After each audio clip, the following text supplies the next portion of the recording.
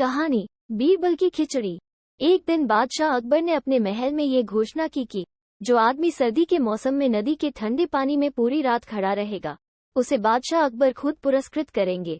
अकबर के कहे अनुसार पूरे नगर में डंका पिटवा कर बताया गया कि सर्दी के मौसम में नदी के ठंडे पानी में पूरी रात जो व्यक्ति खड़ा रहेगा, उसे राजा अपने हाथों से इनाम देंगे। अगले ही दिन एक व्यक्ति ने सोचा कि गरीबी से परेशान हूँ, क्यों ना गरीबी दूर करने की खातिर नदी में घुटने तक डूबे रहकर पानी में ठिठुरते हुए सारी रात बिता दी जाए। और उसने ऐसा ही किया।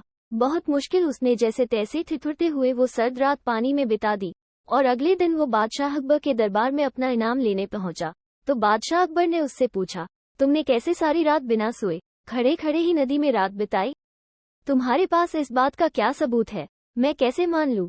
इस पर उस व्यक्ति ने उत्तर दिया कि जहांपनाह, मैं सारी रात नदी किनारे से जो महल के कमरे में जलता हुआ चिराग दिख रहा था, मैं पूरी रात उसे ही देखता रहा और जागते हुए सारी रात नदी के ठंडे पानी में गुजार दी।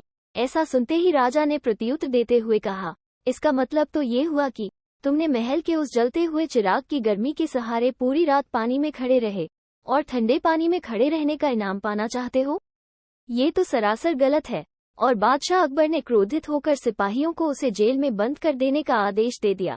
बीरबल भी दरबार में बैठे बैठे ये सब देख रहे थे कि राजा गलत कर रहे हैं। बीरबल को ये देख बुरा लगा कि बादशाह उस गरीब पर जुल्म कर रहे हैं और सारी रात ठंड पानी में ईमानदार से खड़े रहने के बाद भी उसे इनाम की जगह सजा दे रहे हैं।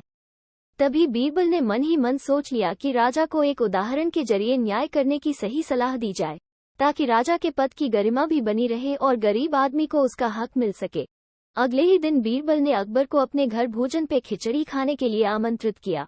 अकबर कभी भी बीरबल का आग्रह नहीं टालते थे, इसलिए अगले दिन अकबर तय समय पर बीरबल के घर भोजन करने पहुंच गए। काफी देर तक जब राजा भोजन के इंतजार में बैठे रहे और भोजन नहीं आया तो राजा ने कहा, बीरबल वो स्वादिष्ट खिचड़ी कब परोसोगे? तो बीरबल ने जवाब दिया कि राजन खिचड़ी पका रहे हैं और वो खिचड़ी पकते ही आपको परोसी जाएगी। काफी समय बीत जाने के बाद भी जब भोजन नहीं आया तो बादशाह गुस्से में खड़े हुए और कहा कि ये कैसा भोजन है जो पक ही नहीं रहा है, मैं स्वयं देखना चाहता हूँ।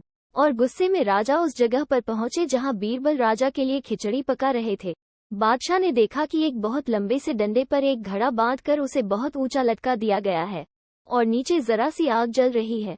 पास में बीरबल आराम से खटिए पर लेटे हुए हैं। इस पर बादशाह ने गुस्से में बीरबल से पूछा, यह क्या तमाशा है? क्या ऐसे भी खिचड़ी पकती है? बीरबल, तुम बेवकूफी कर रहे हो। ऐसे तो न कभी खिचड़ी पकेगी और न मैं खा पाऊंगा। इस पर तुरंत ही बीरबल ने कहा, माफ करें जहांपनाह, खिचड़ी जरूर पकेगी, पर वैसी ही पकेगी जैसी कि उस व्यक्ति ने सारी रात नदी के उस ठंडे पानी में 1 किलोमीटर दूर महल के दिए की गर्मी लेते हुए रात बिताई थी। बादशाह अकबर को बात तुरंत समझ में आ गई। उन्होंने बीरबल को गले लगाया और उस निर्धन व्यक्ति को तुरंत रिहा करने का आदेश दिया और साथ ही मुंह मांगा इनाम भी दिया। तो ऐसी थी अकबर बीरबल की खिचड़ी।